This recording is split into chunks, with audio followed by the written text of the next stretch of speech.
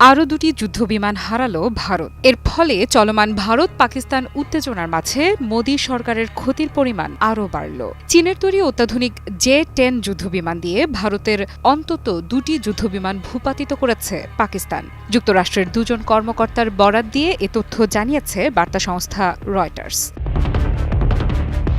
এ তথ্যের বিষয়ে ভারতীয় বিমান বাহিনীর মুখপাত্রের সঙ্গে রয়টার্স যোগাযোগ করলেও তিনি কোনো মন্তব্য করতে রাজি হননি। নাম প্রকাশে অনিচ্ছুক এক মার্কিন কর্মকর্তা রয়টার্সকে বলেছেন, পাকিস্তান চীনে নির্মিত J-10 যুদ্ধবিমান ব্যবহার করে ভারতীয় যুদ্ধবিমান লক্ষ্য করে এয়ার টু এয়ার ক্ষেপণাস্ত্র ছুড়েছে। এতে অন্তত দুটি বিমান ভূপাতিত হয়েছে। আরেক কর্মকর্তা বলেন, ভূপাতিত হওয়া ভারতীয় জেটগুলোর মধ্যে অন্তত একটি ছিল ফ্রান্সের তৈরি রাফাল যুদ্ধবিমান। তবে দিল্লি তাদের কোনো যুদ্ধ বিমান বিধ্বস্তের কথা এখনো স্বীকার করেনি। এর আগে ফ্রান্সের গোয়েন্দা সূত্র মার্কিন সংবাদ মাধ্যম CNN-কে জানায় যে ভারতীয় বিমান বাহিনীর ব্যবহৃত ফ্রান্সের তৈরি অন্তত একটি রাফাল যুদ্ধবিমান ভূপাতিত করেছে। এছাড়া রয়টার্স বুধবার ভারতের স্থানীয় সরকারি কর্মকর্তাদের বরাত দিয়ে জানিয়েছিল যে 3টি ভারতীয় বিমান ভূপাতিত হয়েছে। পাকিস্তান অবশ্য আগেই জানিয়েছিল তারা ভারতের 5টি যুদ্ধবিমান ধ্বংস করেছে, যার মধ্যে 3টি অত্যাধুনিক রাফাল যুদ্ধবিমান। এর ফলে চলমান ভারত পাকিস্তান উত্তেজনায় ভারতীয় বিমান বাহিনী এখন অবধি বেশ ক্ষতির সম্মুখীন হলো একথা বলাই যায়।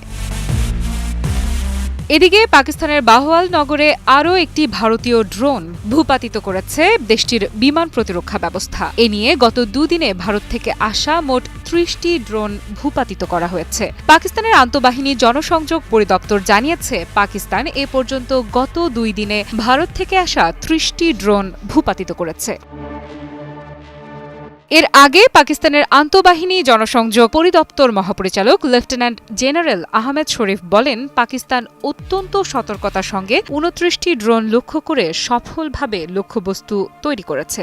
মাত্র একটি ড্রোন বিস্ফোরণে 4 সেনা আহত হয়েছেন এবং প্রতিরক্ষা ব্যবস্থার সামান্য ক্ষতি হয়েছে। তিনি আরও বলেন, ভারতীয় ড্রোন হামলায় 3 বেসামরিক নাগরিক নিহত হয়েছেন। স্বাস্থ্যকর অল টাইম হানিকম, সব সময় অল টাইম হেলদি লাইফ।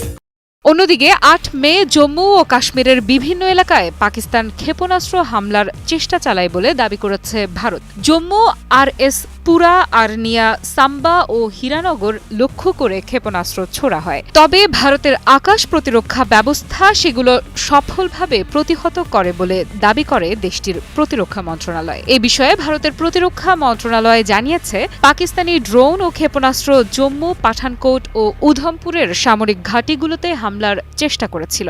তবে দেশের প্রতিরক্ষা ব্যবস্থা দ্রুত তা প্রতিহত করে কোনো হতাহতের ঘটনা ঘটেনি। আফরিদা ইফরাত, নিউজ 24।